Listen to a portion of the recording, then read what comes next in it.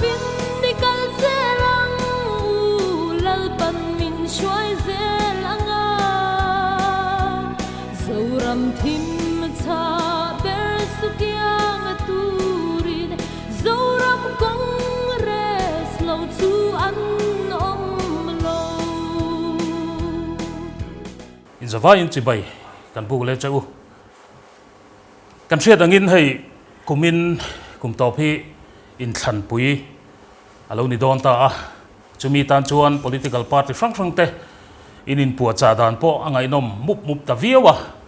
chu tiang kara chuan tun hnaia khan pulal nun moi chu ngo le at thian te congress party a an lu ta nei kha mi chuanom takan ni ti hi soinon fo nuam ania chu tiang kara chuan ram kai hruai tu tur zinga political party congress party a an luta ti chuan chu ta trang chuan party mi an ni to na atangin tuntuma hian kan ron interview dona kan kom dona mizoram chungchang te tin ahun kal to thil te po aniang ti khan thil sang kha kan han zo tin kan han thlir dona zau takin ni danga kan in kom thin dan ni lowin kan in kom te an ngai to dona chu tiang chon ri ru po seng tu ra ngai la a thome le pu mo chi bai le chi bai congress ai lu chan chui sai ta ta a tu nai loka po mosia ang deu tho khan uso ta khan in te khina alar view ani congress ai lu chan chu kan ria ilu to ta khalam chu soinon pongai to lo ta ni ti chuan tu na hian party politics ai om ta nang ma zona om ta chu MNF sarkar noya chief secretary le CIC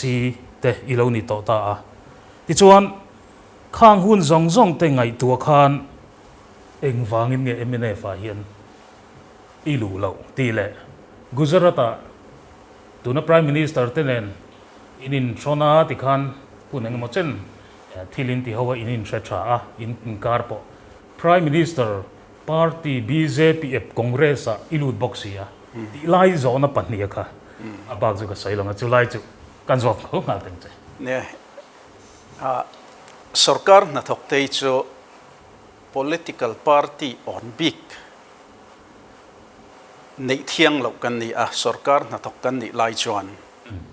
political party mi le sa chuan an ma ni party policy le an ma ni party thatna tur in thei to pan chua kha chu thil ran ani sarkar na thok te khang a khan kan va in rol ve kharim lawani soyang khan Gujarat ko omchung chuan hemi senior position kan omchina phei chuan BJP sarkar an sarkar rei to sang ka jakwa som ko panga tang khan an sarkar to ani nuaya kan thoka ma sela kan ha tho na chuan kan kut zalat la kan mo phurna kha thei to pen thanem ngai takin kan hlen chuak maya Mizoram po karon chua tir khan congress sarkar lai ani khati hun lai po khan sarkar congress sarkar ka thei to pen thanem ngai takin Mizoram le mi puite thatna tur le mason na tur nia kan hriata thei top chuin kan tho pui maya chu tiang bokin election alo oma MNF aron sarkara chuan MNF sarkar po thei top in kan tho pui le ani maya thatakin ka tho to na renga hian ka sarkar front to te hi thatta ka tho pui thei tur entinan sarkar na thok kan ni na anga kan mo phur na hi chu thei top chu len pui hi ka tum dan ani ten sarkar na thok kan ni chuan tha le diknia kan hriat te chungchanga rotna kan siam suggestion kan siam kha athiang ani amai ro chu thu nei na top nei to chu political executive mo minister le chief minister te anni kan rotna te anpom lawani chuan kha atopani maya kan rotnan pom lo wanga chanchin bu ate mo ni lo point khoilai hundanga lungoi lo nalan tir chiam kha sarkar na thokte ti dan tur ni lawa kha kalphung pon ni lawa ten กันไงดานอังเราซองที่ลันตีในพอยน์ดานเราวันนี้เล่มเราคัจจุบันนี้มีปุ๋ยตานะมีปุ๋ยเตนะอันมานี้ไอโออะรูเรลตัวอันฉันเต้นนี่วางินเดโมคราซีอ่ะจวนไทยตบชัวข้างอัลลอฮ์สินนะตัวตานะเบย์ผู้อยากกันติดตัวกันบอกพูดนานิตานี่อเมริกาดานกัลนี่รอจวนินทุดังอันนี้มาเสดานกัลนี่เล่มเราโม่ไงดานเลดูดานอินอังเราติไม่ทิลอหิจวนสุรการนัทกเต้นกันเราหันติเวชียมักฮะทิลมวยเลยกันติตัวปนนี่เราวันนี้จวนทอหูนัทตักกันนี่เวกเต้นงัดติงBJPโมเจ็ดเงี้ยนี่MNF ปนนี่เราว่าคอนเกรสเบอร์เคอร์อินที่อาคารorang berkerti ka gamang lawan ni ka film kuran ni like party ka zavio vek enga mazong kan lo ngai palang ti lawa ne MNF te po hey minister te kan tho puya mimal tak chuanin mi fel de wan ni tho pui po enga ni personal level a chuan an nuam an fel kan tluk lok tur ten ni mi hring na chuan amero chu sarkar rural na an kalpui dana te hian ngai dan in ang chia lo du dan lo in ang chia lo mo khatiang kan priority lo in ang chia lo te ni wang khan han lu ve po kha rim chia lo ani chu ti rual chuan hei thil ve kan neya sarkar atanga kan han chua ka ta sarkar akan train kan han chua ka ti ila ne chief secretary trangin sarkar train kan han retire chon he la ya commissioner kan han oma sarkar kan lai trang to kan vele thil ti tul nia kan riat te kan soi hawa mi thanem ngai rual no khanga khan mi chuan tak tak mi ro pui tak tak ko frana rwai tulu lo ni to thin te sarkara mo ni na poi mo tak tak lo chel tro thin te le zon na dang kong a po a sarkar mi ni lem lo po mi lo tling tak tak te khang te nen khan soi ho na te kan nga ve ni khang a khan heng te hi chu han ti thei party hi om sela a tho om mangi te kan te ni chung a chuan kan han soi pui de nual hloma MNF ta kero hi chu an ho tu te soi pui kan nei lo tu na kan agenda hi a chan chu kan ria a an kal phung le kan ngai dan a then tat te pe chu kan lo rot na kan lo soi to te kan lo siam to te tlang lei thei lo te po an ni hloma chuan ZPM lama hi chuan an tui pui lo nin ka ria chu kan zom na chana chu congress enga tinge chu ti wal chuan pain ka ron zo don chewa chu MNF kai congress a chuan ne an ni point miron kom ve zeu thawa enge ni idea lak nan tele khatiang sang tin kan mel riat te mitam tagan lo om thawa tianga personal level a po rian anga kan lo en te po tam takan ve thawa chunga chuan heng te hi ati thei tur om se chu cái ní tan chuan in han support lo tur chi pon ni lo hi mole kan ti a chuan congress khan an tui pui ta viau ni tu na kan congress froi tu te hian ni tun ma thil tha tam tak lo ti nei mai la ti fu lo te po kan ne ni chuwa wanga mi pui te na hetiang khopa ange ni an hoi lo an ngai zon lo kan ni a chu wangin kong thar ma son na kong thar kan sial hi chu ngai ni ti kha an pom dan ania an pom dan chumi a chuan heng rot na kan han ken tel te kha heng te hi kan ti ngai tur lom hetiang thil tha te chu du lo turan om hlei nem an ti chu tiang ani chuan ke ni chau chu tin kan rot na then khat te po kha tun ma an ni poina an lo khel ve mo ti ila an lo ti ve mek te po kha lo ni hlom bok nen chuan khatiang kara khan lo tel ve ula nang ni te ne na kan ti thei chuanin heng te po pathian zara sarkar na kan siam ani te phei chuan heng ti hlo tling tur te hianin in tangkai do na lom tia mi som na kha ram rongbol na tu ram le mi puite rongbol na na sa zo ka kan ti thei na tur niang a ti in kan lut ve roi ani MNF in nol chan laya kan tuna in thuken aka ECS laya in au pui thin le in soi thin in vei thin ti lam ni lo kan I thian te ne na in hanin hlom deuh a khan ngai to na in han nei kan chumbi ho te nen chon MNF froi tu te kha a khan pa soi pui le na le chumbi chu ti lot ling turin hei kan au pui thil la hi ti laya khan chu tiang hun chu in nei lo mi nei lo mo chu nang mani hian trulin ti to lo ti na ni mo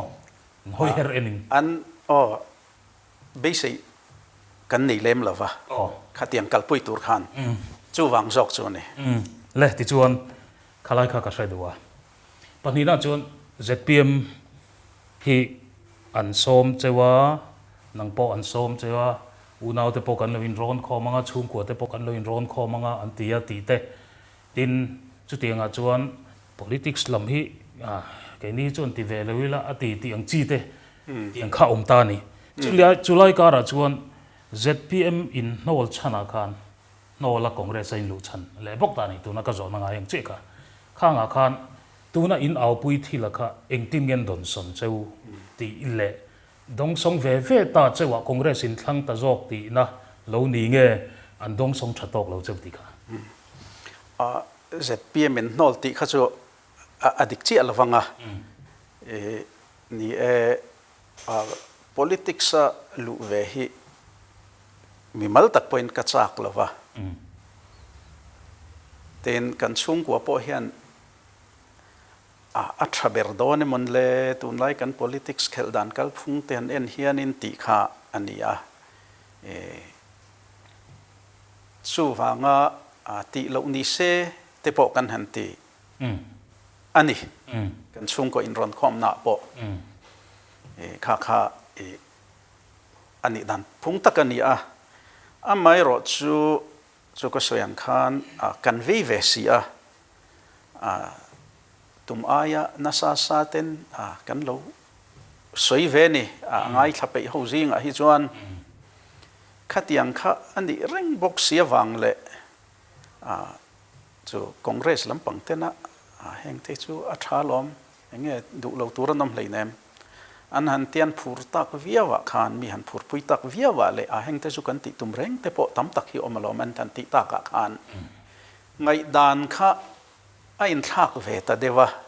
kan ti ve ta roin ni deu bera ten ne tu na kan agenda kan han ti te po hi ZPM an thuak pur te jing mi te chu kan thon velom ma sela response kan hulova comment le khatiang mo achia tha chuli committee omia lovena pil mak maya khawang khanin be sei tur om lovani don hi ti kha kan hu dan ania ten hei mi pui sarkar an han tia khang te pangoi teu mi pui sarkar chu eng tianga din nge moin tum le te po kan han im ti fiama kan han riat thei chena chuan thingtlang level po village development committee kan dinanga mi pui tamzo kan tel na tur ti khani mai khang te kha chu administrative order ati mai tur ang vel lek khani na langa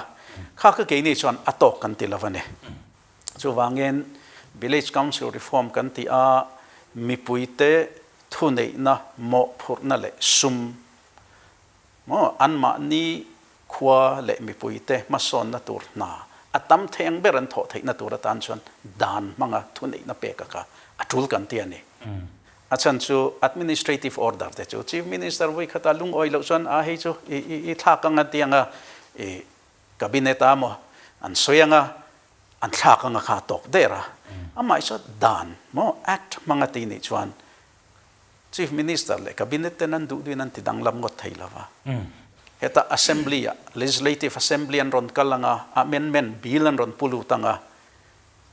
mele zong in andu tokin an lo ching phar thei dona khawang khanin thatak ani lo chuan dan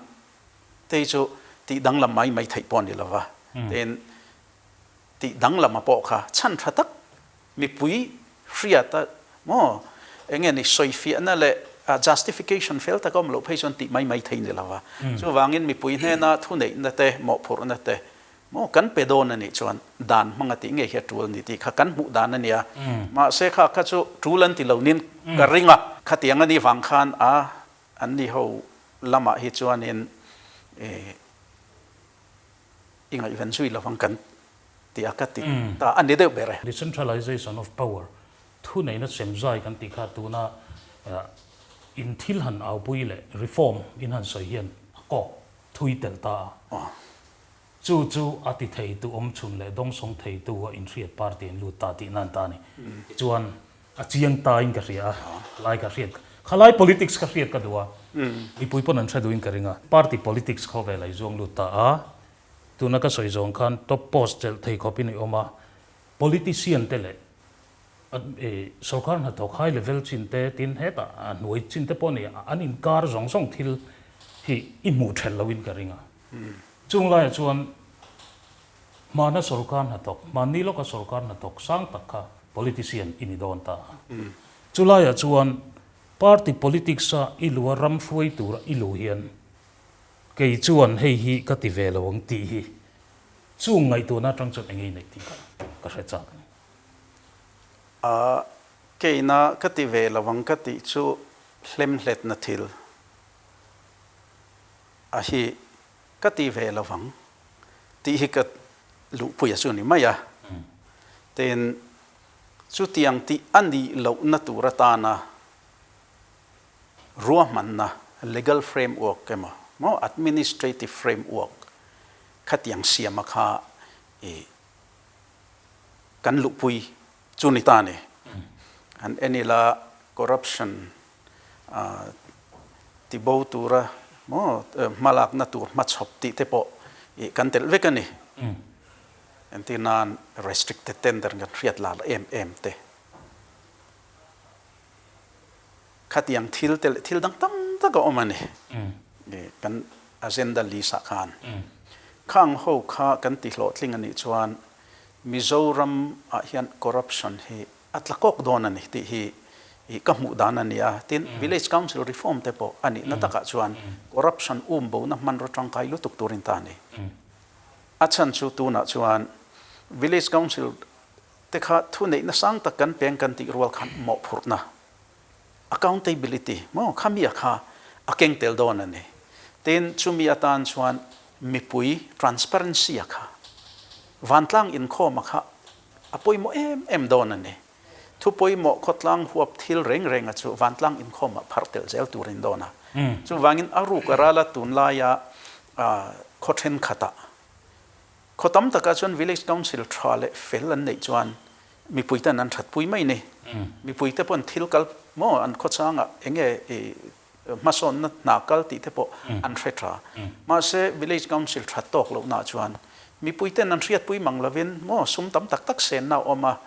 na cha pui tho ani kha mi puite beng ti khlep tu le mi puite ti mang ang tu ni vetlata khang te kha village council reform hi kan ti nga tan chuan village level ka chuan bo don ani ten pakhat le chuan village council reform kha lo tingot po ni ela tuna village level a corruption le hetiang hlem let na thil thing dik lo tok lova thil ti tam tak he chu he ta achunga tanga luang tha khani ve tlat mai nei chu wangin khatiang khan hei puso ta te chu kan lo mel khiat ve a ka soi tong khan ma po in finance minister ania finance commissioner na mo thla ku chuang emozet kha kan thok howani khang atang khan ani hi chu thil tha tak ti du mi thil thalo ti du lo mi ani ti kha ka mu ve manani chu wangin ani kai hruain hnuai hi chuanin thil ti thei tam tak om hian ka hretlata chu kan han tuipui na chan le hetianga kan ti na chan he ne ti chon pusota isoya pusota kha tuna po eru na konga kut faya kan hriat ani ta ni mi pui tam tak hian a ming than na hi an fakta ni chu nangma po hian ilu chana hian eru na konga tran la gi tuma ti chuan i sarkar na tho lai point hetiang konga hian i ming chen na hi hriat tu ri wanga chu ta chuan nangma hi eng tin nge in mu ti lai hi ka hre cha kan ni kha ka chu kan na tho mi mutu tele atak taka sarkar mamoa local te hian hretuan ne chu wangin mani in soi hi chu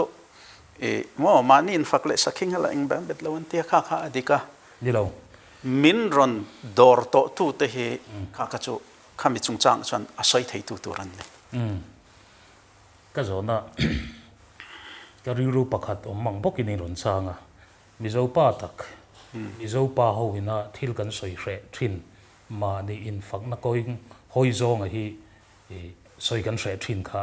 nang ma hian chiang de win ka hmuwa thina chu ti chung chung ka zo du si che ni ei ruk na konga pu so ta fi hlim ni hre izuya nang pon fi hlim tur ni ituma I sarkar na tho lai khan chu mi konga chuan I clean tokim ti lai kha I in soi da ni ka hre ka mu da na chuan clean to ke ma ka in mu da na chuan Mizoram chu thu dang ni ta sela Mizoram a po ani thowa ten Mizoram po na kan tho te khan company kan en colony khanga kha chuan sum involvement alian mo vaibel chezatel sangtel procurement le khatiang contract ti the ke ma ni kuta vekani kan kutjala veka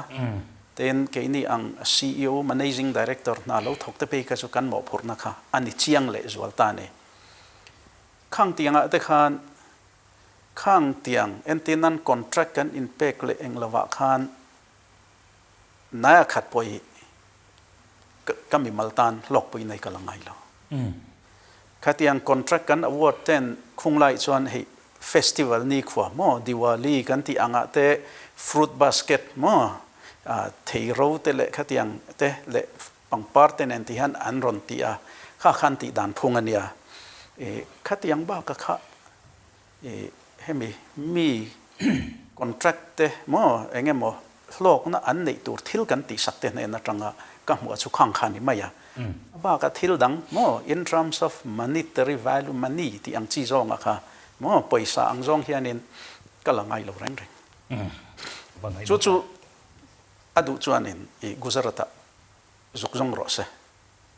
ka tho to na company han le ka tho to na company na thok thin ho po atu te po zukjor ro se zukjong ro se chu chuanan confirm theng ti hi ka enge ni ka mu dan le ka ngai dan ani ani le thlathum vel akanin thlang do na thlathum thali vel lo thlen huna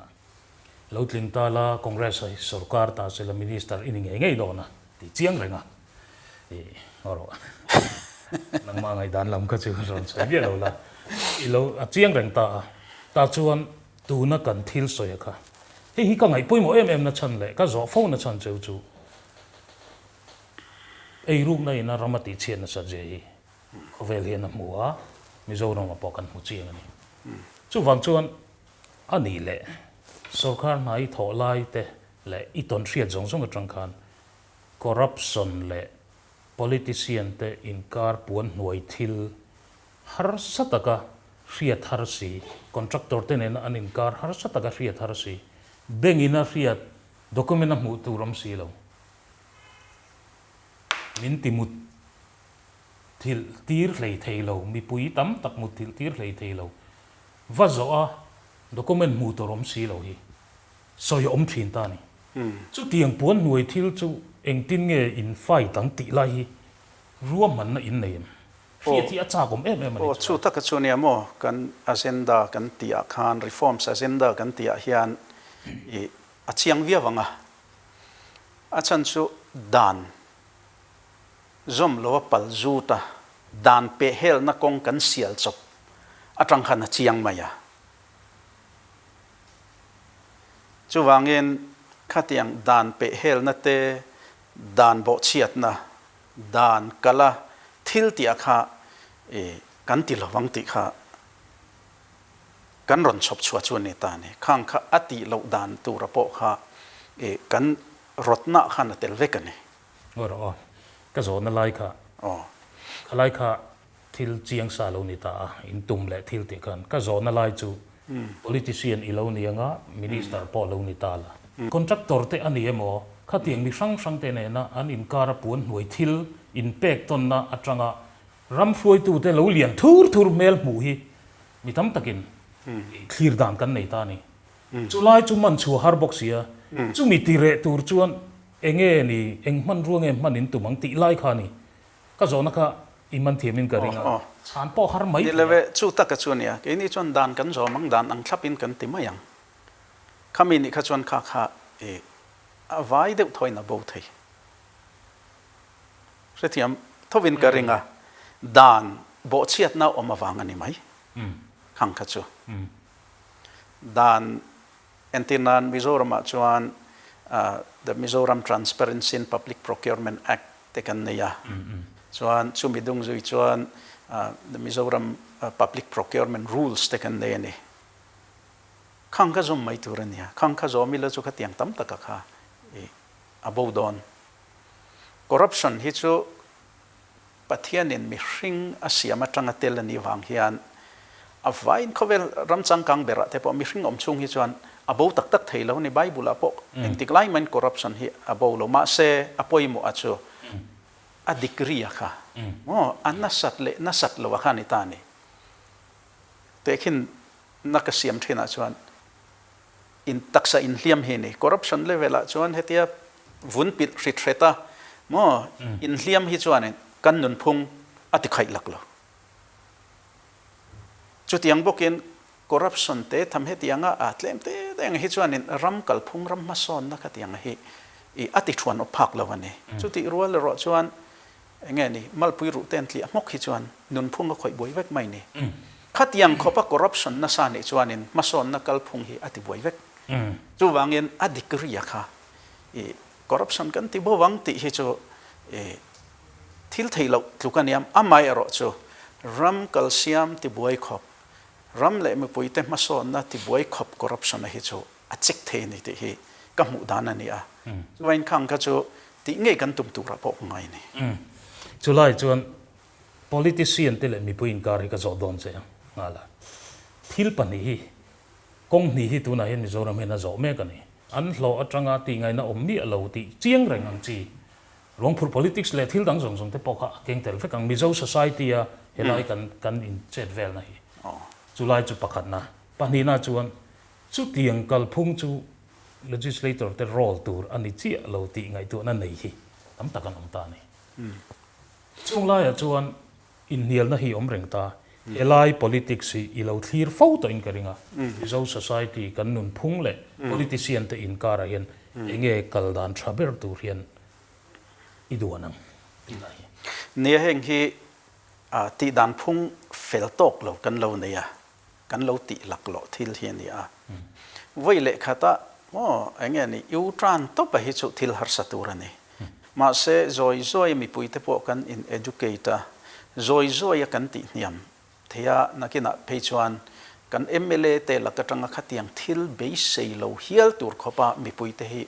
kan in siam thei hi ka ringtlata awareness level chumi in tran na tur pakhata chan chu village council reform te po khan kongro thui ta ka sudon ane achan chu village council reform kan tia sumle pai tamzo mo mason na ka tiang zong te po an ku ta kan da tam nak chuan poisa entinan na kan han ti renga estimate an siam hen contractor profit margin hi 10% 15% ami bor vela hi estimate khan built in sahrim shrimani kha khotlang mi ten dik takin ani tur ang thlap point thoksela 10% don mo vel bora hi chu saving ha om theitlat mai ni kha an ma ni kho in rel bo nan an mang theita ni entinan leng te chu damlo na thila an khuwa mi har sa zual te chu tiang khan an khuwa yana khati resources an pool atang khan tran puinan pe maya MLA te va pur kher ngai lo khop khanin an ti theitlat mai ni chu wangin o village council reform kan ti chuan khatiang te po kha leng te atang te point village council dang te point kho dang te point an ziranga thil tha te chu mizo te in ti mu chi kan nia kan ni ti mu zung a khang kha chu kan man zung mai dona chuin khang te po kha chu tu na kan soi chia kan lo ti dan phung fel tok lo e kan siam that na tura ta na man ro tang kai khan ni chhozel don ane ni chin khan I chung chang a hian mi puin zo na pakat lian puin nei oma iron sai kai zawa chu restricted tender chung chang ni helai hi mi pui hi chiang de min thil la ka dawa kan lo ria dan hi a thui hau lawa PWD lam kha na tran pain ti hian sarkar ate khalai kalvel dana khan ti lan ti ta chuan department dang dang a kha chuan ka tiang na om dong khan restricted tender ti dong khan work advisory board chairman chief secretary te in lo ni ta in role hi eng chi nge ti hi mi pui hi min thil la ka do ni chief secretary in restricted tender chung sanga eng role nge anaya adang them ni ami malin ti lai hi mi puin zo na an nei ilaga hian an nei ania chu lai chu zo na poi mo tak ning ka ria khang kha e Mizoram kan kalphung a he chuanin policy issue ang de urawa akal na hi oma achan chu political leadership ina ti dan phung de urawa an lo nei to ania wang hianin official level atang chon han ti ve thin maila e atlang lo kha chuanin ati ngai na om chuang lo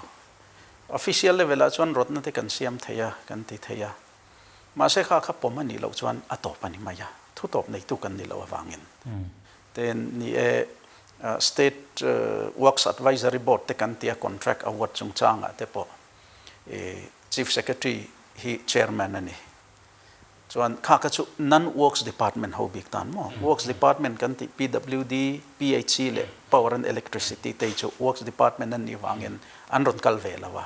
thu nei nan nei ngala ni technical department an ni na angin works department an ni na angin ma se non works department kan ti department dang jong ang chia hi chu an ma ni secretary department secretary hian cheng vai bel che khat chin a hi an approve theya aba ka chu state works advisory board chief secretary chairman noi khanaron kalangai ni chu ni kan lo mu ve thin dana chuanin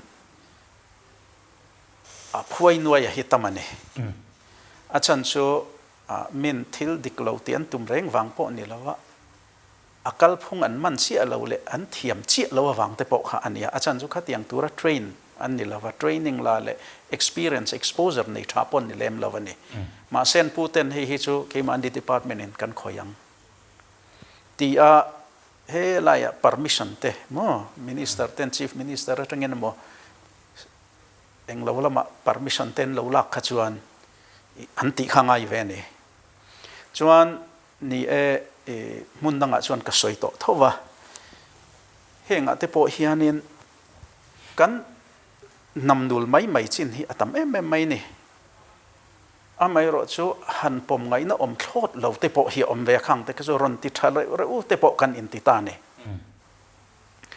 chu ta chuan ni a poimo ta achu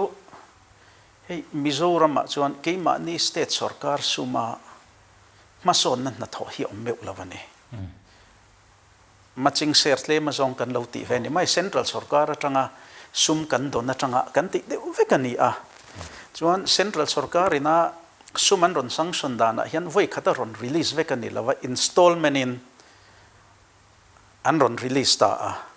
installment first installment an ron release kha kan lo man ma kha chuanin a second installment kha an ron release thei ta lawani utilization certificate te kan thon thla ka khuta an nin an lo examine kha mi nuwa khan ani anti nuwa chau an ron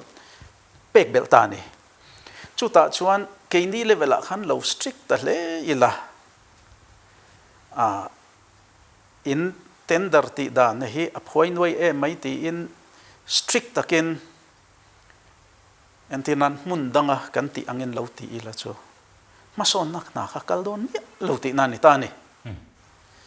poisan mang thei don lova central sarkar atanga kan state pola suman ron earmark khulaya an calls englawa po kha kan dong thei don lo ti na ni ta ni kha wang khanin na sa takin kan pot chian ni henga te po hian chu tak ka chu nia tuna kan siam that ngai kan ti te zinga mi agenda kan non putlu ate khan ni ta ni chu wangin nan works department ten technical capability an nei aya sang an tho te ti top tur ti te mo restricted tender manga thilan ti te hi ti top tur ani restricted tender tu na kan man dana pe chuan restricted tender po ne lavin aphwa chu restricted tender ming putir sia restricted tender nimia lava tender po ni lo khang kha chu tam taka chuanin athok tu tur an fix pota riat sa in chuan ani khan estimated amount chi akharon ko tanga midang alema lo chang ve turan ron ruat te khan estimated amount ay sang set khan estimate ay sang set in an ron chang ati khan akal tamai thin ani khang zong zong kha a fel lele heng chu thil dik lo omani tin lo nol ta zeli la chu mason na kha a thu mai dona ka wang khanin enge mo mason na nat le ma zong ta la om don na lom thaw lom ti khan kan ti mai chu tak chu ha thak na ani a chung chu siam that ngai kan ti mo kan ve ngoi kan ve tu na kan ron out chwa pui te chulai chan i chief secretary lai te khan siam that na kong atan engchin ngei pen ta chuan tuna isoi zo che kha ti angai box sia wangin ma han lak ngai na vak om loin I mu ti na mi nia khatiang chunga kha chuan heta political will om lo chuan hetianga mo siam that ngai thil lian tham hi chu a thei lo reng renga official level ti thei ne lo ti chuan Gujarata hun engemaw chani oma Gujarata kutna thok tu te din mun sang te engemaw tlem te hi kan lo hre ve ya ke niang chuan tuna hian ti hian ka zo don che sial ho ka hian nikum lama khan lakhui thei quintal sing khat sang li velan thara kumina an thar tura an bei sei he kan interview puala nangma pual bi ka han zo hloma chuan quintal sing ni vel an bei sei tan in vc ten I chuan khilai kho hai tlang pui tlang moi ti zong zong a khian quintal sang ni ten tharanga ti khan he ta mol lung thu te mun sang a hian ti don ta ni ti chuan lakhui theiani mo kan thlai thar hrim hi Mizoram a hian kut na thok tu te din mun hi ti hi mi tam takin kan ve ani chulai a chuan state danga kha chani oma Mizoram a hei tien om ta ati thei tu ni tumin ram shoi itum ta chu ta I vision chu poi mo le don hriat na kan nei ni achan chu IAS ni tlata IAS politician hi Mizoram a hian pulal khamate pu hau khu mate mitlem te ba ki an lut meu lo ani chung song ka ngai tu chuan he thil hi min chan chuak thei tur hian eng vision nge in ei ti hi cha tem ngai tak le thuk tak ngai tu na tangin kun na thok tu te din in mangai na o in ka zot che ni nia hei Mizoram a hian cooperative system te hi kan la kal chak pui vak lawa a ming hi chuan a om ve a ruai tu fel deuh nei chuan an ti tha a ruai tu fel lem lo an nei chuan in cooperative movement khan om zia nei meu lo ne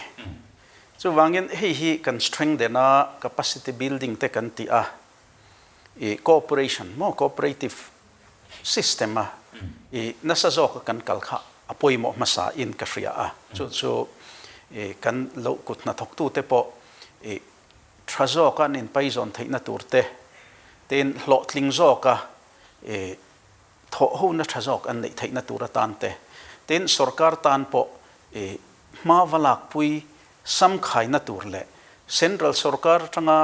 hlok na om thei tam tak te po ol sam zo ka yan mu theina tura tan hi chuan hei apoi mo masain ka ria chumi tura tan chuan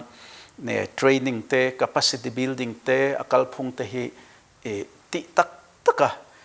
kan in engani boy pu yangai ani to na hian Mizoram a hi chuan cooperation department hi department te le department poi mo lo ang reng te wa mu na hi kan nei ni sarkar level a po heng hi ani ve lova khunglai Gujarat anga te chuan cooperative movement a kho kutna thok tu te na an hlok pu em le engani khosak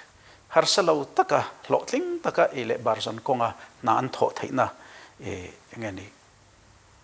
man ruan ni ta ni chung te chu Mizoram po hian tun a kan ti aya na sa jok le chang tung jok kan ti ve phothi ngai ni tin a pakat le na chuan ni chinai soi kutna tok tu te hianin a lockdown nian riat chuanin tai made hian an thok vak the ni Mizo kutna thok tu te hi ma se an han thar chu tam de hian a hral na tur hi an van le ta thina chu chu tun ma tang po a saden muang hun lai tang to a Mizoram ina kan buai pu yani chu point mo ta chu a marketing kha hei hi kan kal phunga hianin enge ni ti deu uk ti tak tang mangsi lo hianin sarkar malak na hi kal tat maya tuna hian a poimo bera chu khang cooperatives te kha kan organize anni te ne na tang howa sarkarina kan puya anni kuta khatiang a management engkim kan hlam thei chona tha tin khatiang ani lo point private entrepreneur tam tak resourceful deu mo fel tak mang chang hriale taima tak kan tamani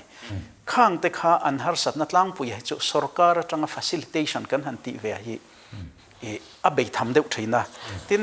mi then khate pe chan sarkar hi asam khai na siam tu ain ro khot na siam tu ni jok ten te mi an khum bor po hi ka tong trewani chu tiang ani wang chuan tu na hian kan focus tu ra chuan sarkar hi chu atitu ni lovin a facilitator sam khai na siam sak tu tur ruwa man na siam pui tu tur ani dona chu public private partnership hi kan machon tur le kan machuan tur le chu mikal tlanga atam the ang ber kutna thok tu te mason na tur le entinan atam zo kan thar chhuat theina tur tan te a marketing atan po a na sa zo ka engeni sam khai zo ka antan hlok zo ka an thil thar te an hral thei na tur tan chuan chu apoi mo lat mai ni chung ang zong ma kan la kan ni lo chuan tun anga achangin sarkarit kan lei sakang hanti ringot ang chi te kha engeni a sustainable lo ni sap trong tak mangila kum khat chu kan ti hram thei mai thei ma se khatia mo kutna thok tu te ta na in nga na tak tlak ka ti tur san kha atok lovani chu wangin public private partnership kal tlanga khatianga kan ti te kha apoi mo em maya chu wangin anshal theina tur tan chuan chu value addition te kan ti ngai entinan lakhui theibi ka chuan a shring engeni a fresh forma hey a shring kan de don mi zo tong chuan fresh forma elai Mizoram chunga te mo kan hral thei angai chu tiang khan ti ila khami ba ka chu value addition te kan process ngai ta ni a processing a hi kan ngai poimo a kan ti angai ta ni chunga tan chuanin chu public private partnership boka kha apu tan chuna mif ko in hilai ching chi pa khol tha pui mo cheng vai bel chetel tam tak man khol tha deu anda tol ringot mai ni mi mal then ka ten hi mi lo man ti ro u kanin kan lo en ko lange sarkar nen ruam man na siam mila te pon ron ti heng te hi ngai tu chi ni hi mole kan han ti ve thin takna atlang thei tlat lo mai ni chu taka chu kan mutan ne ta ne ke ni chief secretary ang tama hi lo en pui te u hei hi ati dan jong te u kan hatin thin takna political will he lama tanga athu top nei tu te na te tiang ati turan ti lo kha chuanin a lo ui tok le kha tiang ti lem lo khitia da mai poi ti lo jok te an lo am chung kha chuanin a chet lei thei tlat lo mai ne chung ta chu poi mo entinan king te po khol than ne tu na hin la man tlak em man thei turin han toi num le theinim ti po hi ngai tu tham fe ni ma se khang ang chi te khamo sarkar chuan sum kan ne khang te kha public private partnership atana sum kan mana nakina anni hovina kutna thok tu tena until thar chu te lok zo kan hral theina turatan le mo until thar chu te hral chung changa har satna an to lo tu na ta na sarkar malak na tur thil te chu ni ta ni khang zong khan le Gujarata experience le in mu zong te ngai tu hian soivek sen ani lawa mà rồi chú vision fel takin này thì anh ta làm rèn ta hẹn à hiện tu na to na mek na party le MNF party so khán na lâu chel tu te hi an lo tling tok lo win imu em ti lai hey so cái này chun an hoi ve thâu nghe cái này han comment tur pon de lo mi pui nan reveka kang ka so mi pui oro politician riatania politician ni vision fel takin này à ít ton riat to khan so kan na tok ini lai chuan khang kha public a chuan i soi khre ang ti a chiang renga tu na hian engwang nge chu i mu da ni soi khre ni la ve chu tiang ti tura ma chop nei congress party ka zomani mo tun mai nan lo ti lo ni mai thei ma se tun man ti lo wang khan nakina pon ti don lo ti na ni lo tu na zon kan ti don ni mathar kan la don kong thar ma son na kong pui thar hi kan sial don ni an tia kha e ke chuanin e ti thei tur din huna dingin ka ria chu wangin mi pui te le pathian zara sarkar na congress na changani chon khang kha chu an ti nge yang ti hi i ka mu dan ani sarkar changa lo ilak lain Mizoram First Pol in Lengpui Airport chung changa FIR in submit ani tuna hian sarkar na tok Mizoram mi singa borvel sing don kan omta how to pa berina khatinga ihlo lak na how to pa ber chief minister laka FIR thelu tu pola itrangka sarkar na tok tam takhin engtin nge an thlirang ti hi I comment hi riat ka cha ka ni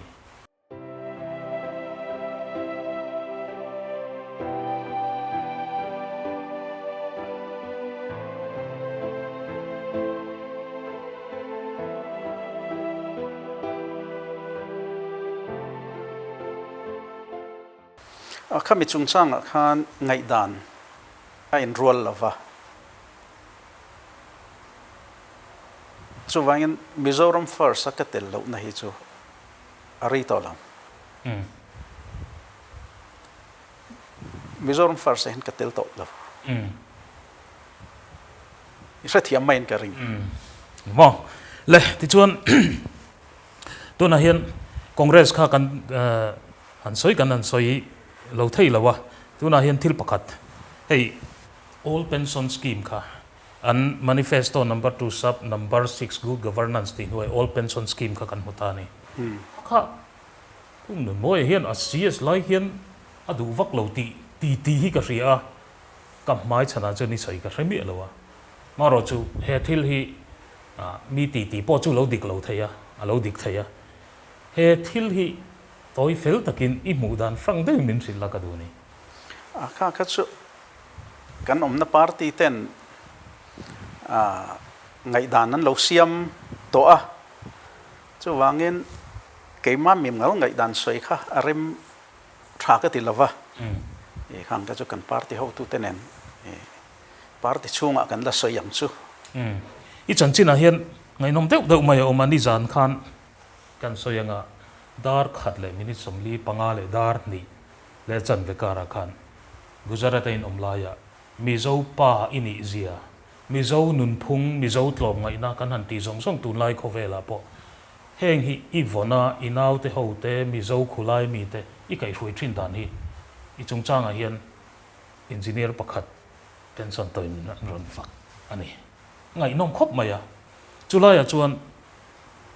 chung khat thlan laya mizo tlangwala thia mizo rama thon ho har sia kholum turu lutuka mi pasari velakin thlan kan laya chuta chuan pumoi undertaker roi ve mai hi thalo mi te po antia ta chuan mizo tlangwalin undertaker kan roi ngai lo tiang khop khan mizo nam nun phung tlom ngai na nun moi hi I nun puin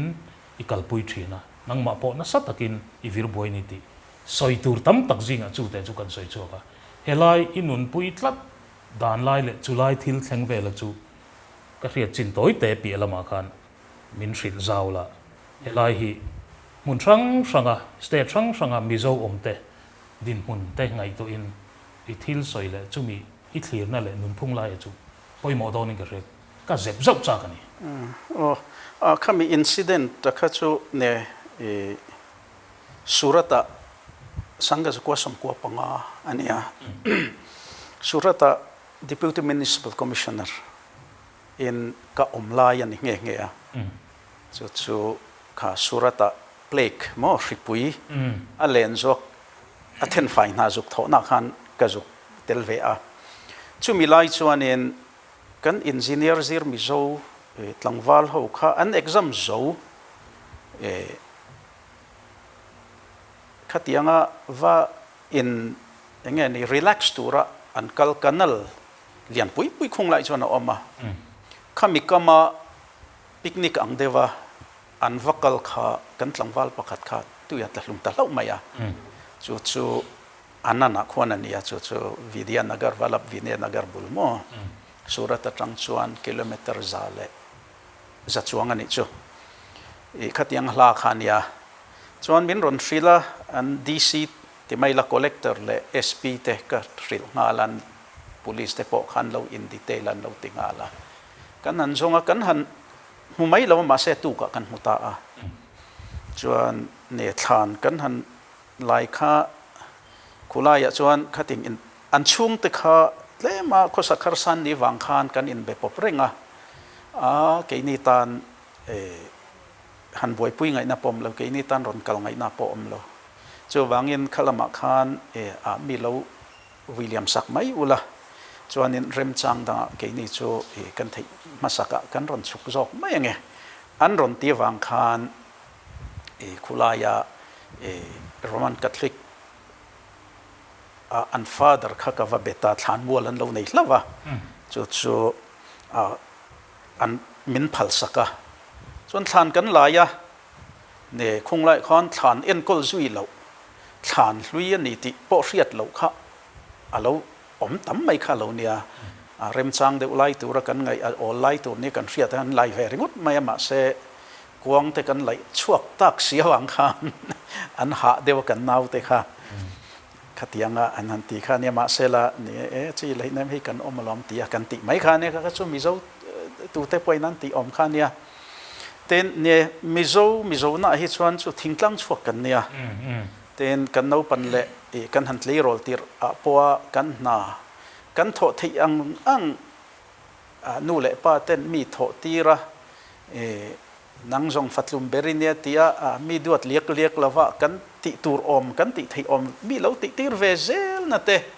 le society a khatianga mizo mo nun phung diktak mai noya kan lo seilen na khan influence nei ve nen ka ria chu bera chu abul nen ka ria chu tiang ni si chuan heta is meu thang thei si khan i bo ru ka kha chulai nun ikeng ko a hle lai chu soilang ta du chu wanga han zot che kan ni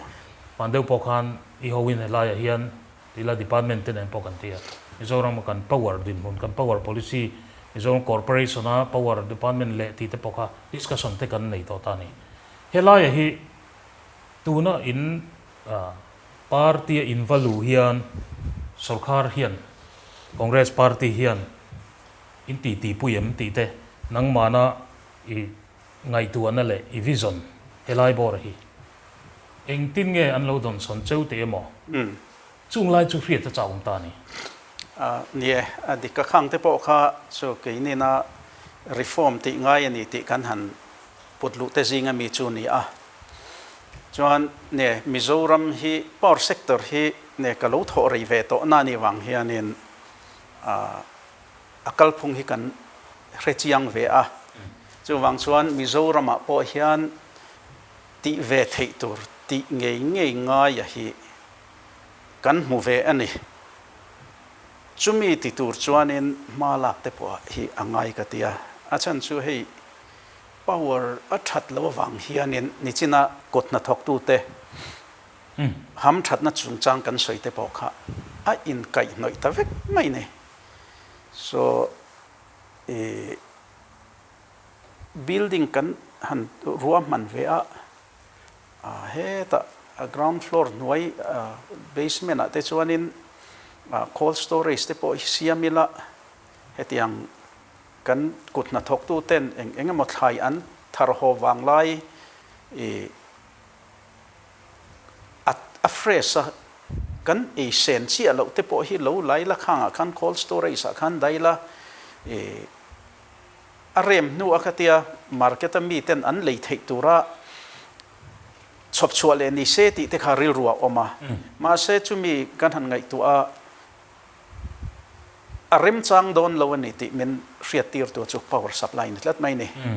power supply tra le reliable aum lo chuan i how tak to diesel mo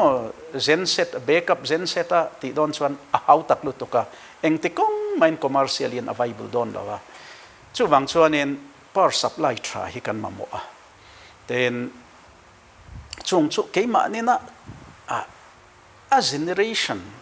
a kan ti khera ngai reng lawa khoi muna po ma ni in eng kim kan generate lo mo chu wang in min plan lian pui efficient lutuk mo megawatt sang li te mo megawatt sang rup power station te kha andina khanga kha chuan in tlom te nan thar chuak an siam chuak thei ta ni khang ne na tang han kan lei maya ke ma ni na power plant kan han ti ve khera electric kan siam chua na man kha ato jok si chuan ma ni na siam chua ve kher kha atul na reng lawani ayat lo ma kan siam chuak thei ni chona tha ma se ke ni na kan siam chua ve kher ayat lom jok daya mi siam chua sa kha tiang power plant lian lutu ka tanga kan lei thei te chuan atlom berakha kan mamo chu ni maya achan chu kan lei to chuan atuar tu chu mi pui power mang tu te kha kan ni tlat power mana to wa ani le power mana to chuan tunge power man choi tam mi pui te kan ni sela kha kan ril ruwa o mangaya mi pui te poina kha kan riat thia mangai power generation capacity kan nei lo ti wang reform thei lo ti te chu idea tling lo ful la ni mo chu kan ril ruwa hian vong tlang ila ti te hi kadu kop mai heng hi avei oma achan chu mi pui te tan enge thaber ti kha mo kan ram le mi pui te tan enge thaber ti kha kan ngai poi mo masak ber tu na ni ke nen kan generate ve kher mi pui ta na phur ri tam sok vasiam sakringo ta kha I ahlok na reng la so wangin khoi nge power kan mu thei na tlom berakha kan dap tur ni ringot mai ni tun lai te pe chuan chu power hi keini at heta kan generate kher po ngai lo regional transmission system changtlung angreng tak kan dei to a kan ma mobile ni point khang kha power grid corporation na tangin ke ma ni sum sen ngai reng loin kan ti mai theya ten tun ma te pe chuan chu regional transmission system te hi athat lo wang khana boi thla ka ni mundang mi power le don point har satna alian ani ma se tu na chon kha khani to lawa one nation one grid nan tia regional system mai po ni lavin india rampum pu hi system khatta chun lu tuma transmission system te po tuna hian rom man na siam me ka ne central sarkar atangin khatiang kara hela hin kan lo ti ve kharang tia te lo tia mo man to de wa lo ti ve kha mi puitan hlok na reng lo kan ram tan hlok na lo so wangin atlom thei ang ber khoi tring nge kan mu tlom thei ber kha kan ngai poi ma sak tur ani le tuna hian mizo mi pui tam tak hian thil ngai tu na in trial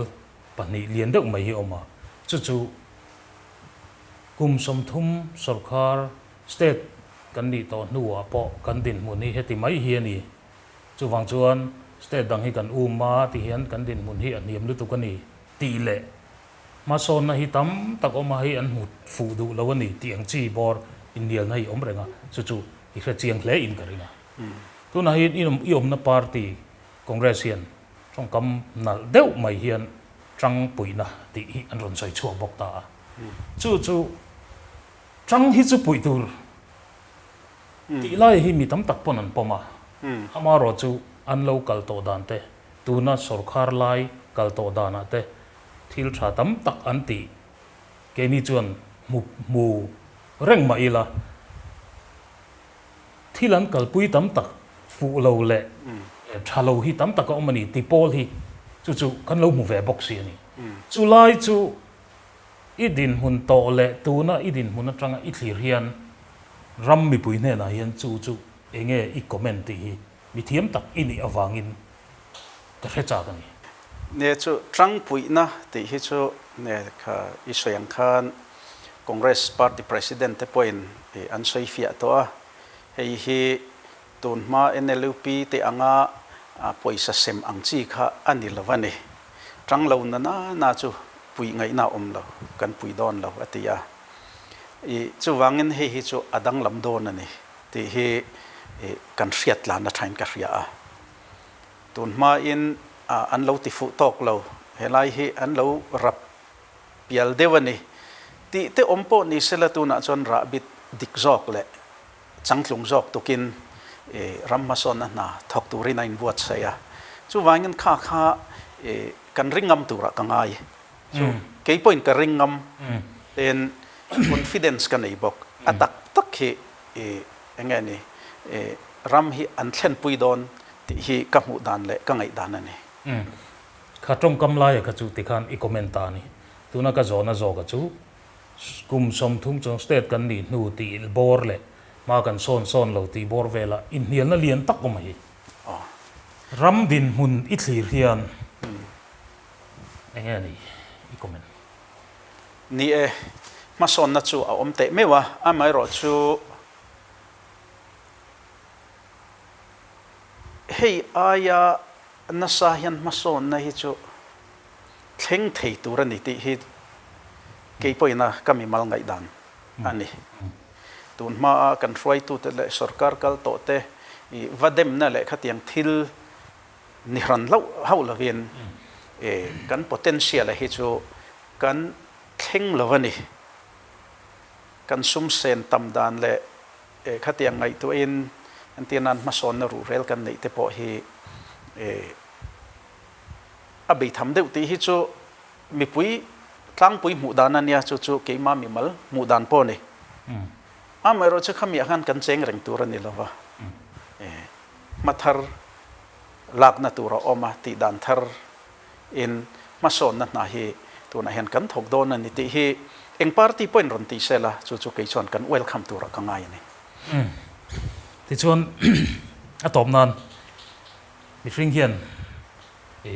kan mi je rang kan nei ya chu lai chuan I chan chin hi I tam takina an han soi le an han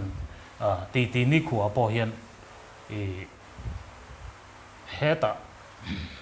kan soi fo wangin IAS lai in nia top post tel thei kopin chief secretary nia in chan chin a hian mi rang atang hian thil moi lo lian tham hi soi tur hi awang ang reng riau maya an tia ti chuan chung zinga chuan ama hi engemon meeting na ate sarkara omlai pon hanin control zo lo le han an bor hi lai bor hi attract ve thina chulai chu achak lo na lai ni an ti che ni chu pu so da po kha chu tiang zong chun ka lo zo to a ti chuan chu tiang mi zia chu I lo ni ani chuan politics khovela hian IAS din mun hi sang tak ani sia heta mi pui sarkar na thok in nuai an tam sia helaya in ngai tu na lo om nget to hi politics khovela khu ta in pha niam te a lo tul na khovela in zuan lu hian in adjust thei nget ti lai atom na ka cha ni thanem ngai ana thil ti mai thei ni tura kan riat ti an ni manglo te hianen tum aya tongkam deng khong han man te po hi lo om ve a ni kha ka chu kan position a zir kha ani ve maya mi han hau deuh a tul chang te po oma tongkam thapang aya in ril fia tul chang te po oma kha ka chu ne mi hring tu ma felfam kim kan om lawatlin lo na lai nei vek kan ni so ti rual chuan ni politics chu boruak kadanga sarkar na thok abik takin senior position alo om to te hi an in just thiam lawan ti a hi kan lut ve tan chawani kan hre lawa chu kan kal chho zel dan in hri lang chu a judge thaber tu rate chu mi puite an niang chu mi pui mi miran niang chu politician pumoy hi engtin nge inte don ti la ya ka in lo ngai to chun somatan kan ron chok chuak ani ati zong kha pulang moy chuang ngo congress party primary member dan kom theina ani